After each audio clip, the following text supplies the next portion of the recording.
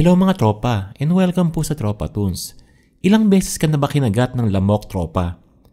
Hindi ka ba nagtataka kung bakit may mga tao na bihirang kagatin ng lamok at may mga tao na madalas kinakagat ng lamok?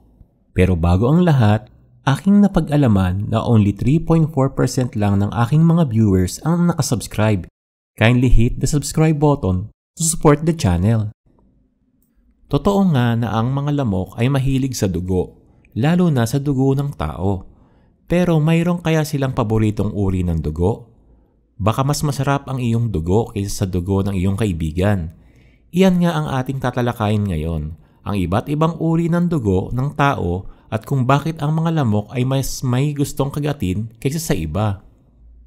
Ang mga lamok ay may mga receptors sa kanilang mga antena na nagtutukoy kung aling uri ng dugo ang kanilang pinipili.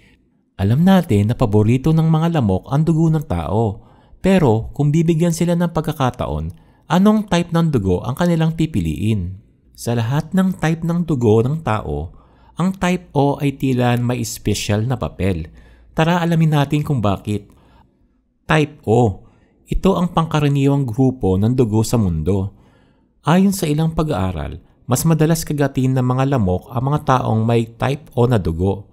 Ang dahilan ay maaring nauugnay sa mga kemikal na naroon sa dugo ng type O na mas naaakit ang mga lamok.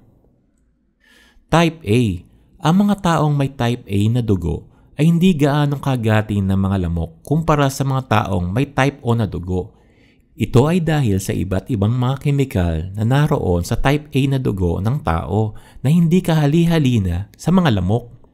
Type B, katulad ng type A, ang type B ay hindi gaanong paborito ng mga lamok. May mga pag-aaral na nagpapakita na mas kaunti ang mga kagat ng lamok sa mga taong may type B na dugo. Type AB, ang grupo na type AB ay mayroong kombinasyon ng mga kemikal mula sa type A at type B na dugo. Hindi ito gaanong malinaw kung mas kagatin o hindi ng mga lamok. Sa kabuuan, maaaring may mga iba't ibang mga kadahilanan kung bakit mas gusto ng mga lamok ang isang tao kaysa iba. Maaaring ang amoy ng balat, pawis at iba pang mga kemikal na naglalaro sa pagpili ng mga lamok. Gayunpaman, hindi pa rin ito ganap na nauunawaan at patuloy pa rin pinag-aaralan ng mga siyentipiko. Kaya't kung ikaw ay may type O na dugo, baka ikaw ang mas masarap para sa mga lamok. So napapanahon na sigurong bumili ka ng mga anti-mosquito bite na mga lotion. So mga tropa, sana po meron kayong natutunang bagong kaalaman sa Tropa Toons.